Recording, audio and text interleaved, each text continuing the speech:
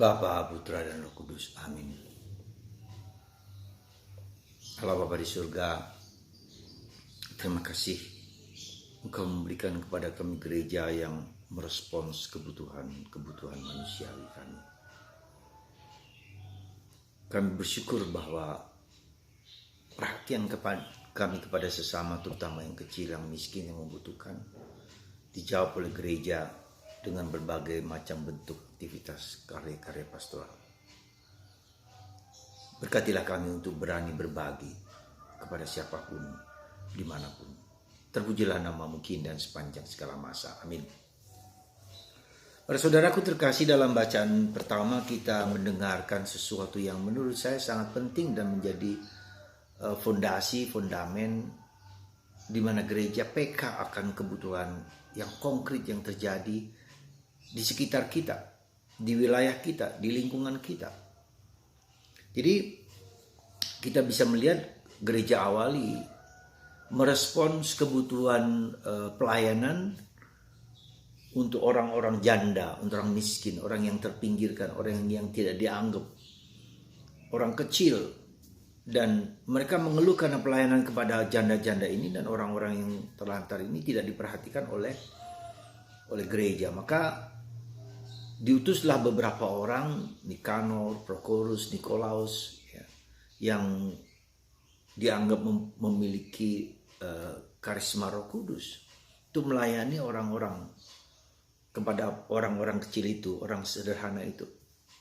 Sehingga para rasul fokus kepada karya pelayanan sabda dan karya pelayanan memecah-mecahkan roti.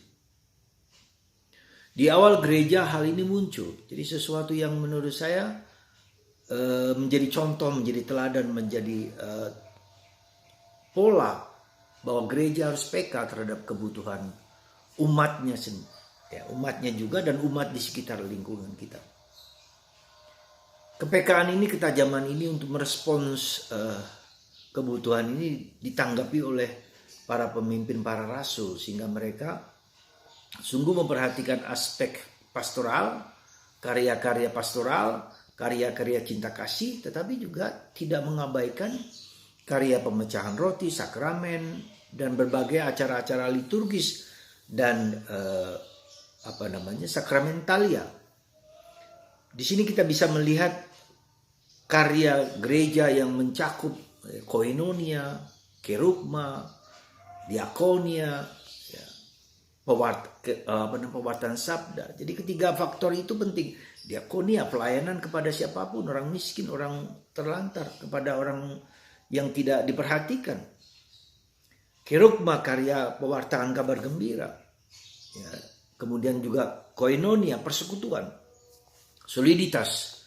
Gereja hari ini atau gereja seluruh dunia diajak oleh Paulus untuk memikirkan sinodal, bahwa kebersatuan kita, kesoliditas kita sebagai umat Allah, kekuatan persaudaraan kita harus dikuatkan supaya kita bisa membagikan kepada siapapun.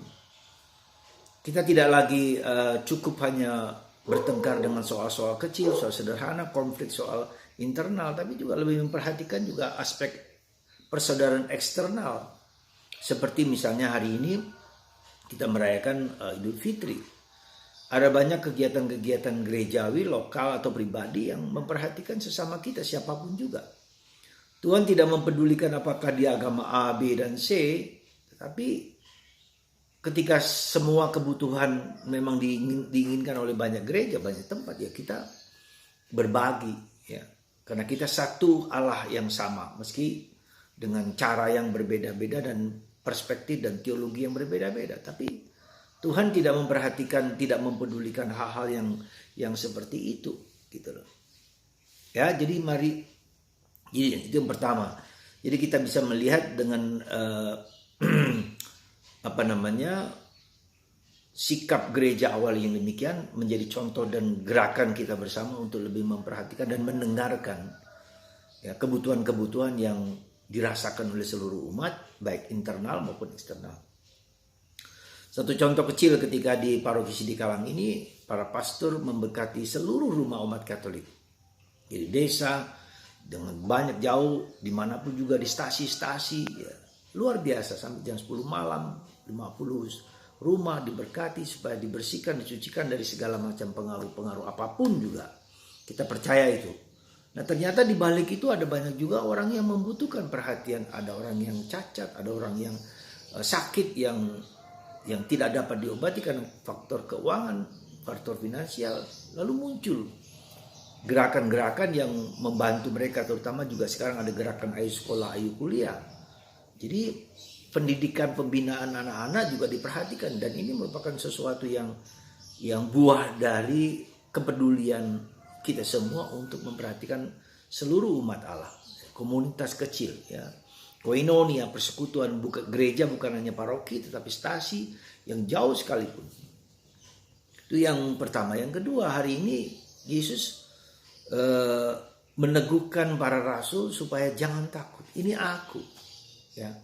Ketika Yesus datang kepada para murid yang sedang dalam di kapal, mereka mengira itu hantu, tapi Yesus mengatakan ini aku ya, jangan takut. Pengalaman aku, ini aku, perjumpaan antara kita dengan Yesus yang hadir, yang hidup dalam keseharian kita, dalam pekerjaan kita, ini merupakan suatu pengalaman refleksi yang dalam ketika kita melihat kehidupan kita seperti apapun sehari-hari. Bukan yang hebat, bukan perjumpaan yang luar biasa, spektakuler. Ya. Boleh, itu hak privilege dari Tuhan datang Bunda Maria juga. Tapi bukan lebih daripada itu, kita sehari-hari kita merasakan ini aku, jangan takut. Tak ada sesuatu pun yang menakutkan kita. Nothing disturb you. Santa Teresa dari Avila. Tak ada sesuatu pun yang menggetarkan, mengganggu hatimu. Karena Tuhan saja cukup. God is enough. Untuk sampai kepada pemahaman dan pendalaman yang seperti ini, kita butuh suatu, katakanlah refleksi, suatu pemikiran, suatu permenungan, merimang-rimang, mendiskusikan, memikirkan, bercakap-cakap dengan Yesus. Ya. Menghadapi situasi keseharian kita. Entah pekerjaan, entah keluarga, entah anak, entah istri, entah suami, entah keluarga, lingkungan, dan seterusnya. Semoga kita digerakkan ya oleh Kristus yang hadir, yang hidup dimanapun, kapanpun, di saat apapun. Tuhan memberkati Anda dan saya. Dan bagi umat Islam kita berdoa supaya mereka mendapatkan berkat dan rahmat karena puasa telah selesai. Sehingga iman mereka semakin murni kepada Allah dan pelayanan kepada orang lain. Tak peduli agama apapun, siapapun mereka. Tuhan memberkati Anda semua dan kita semua, terutama umat Muslim, untuk setia dan taat dan semakin mengikuti kehendak Tuhan yang murni demi kebaikan Allah dan sesama. Bapa, Putra, dan Roh Kudus. Amin.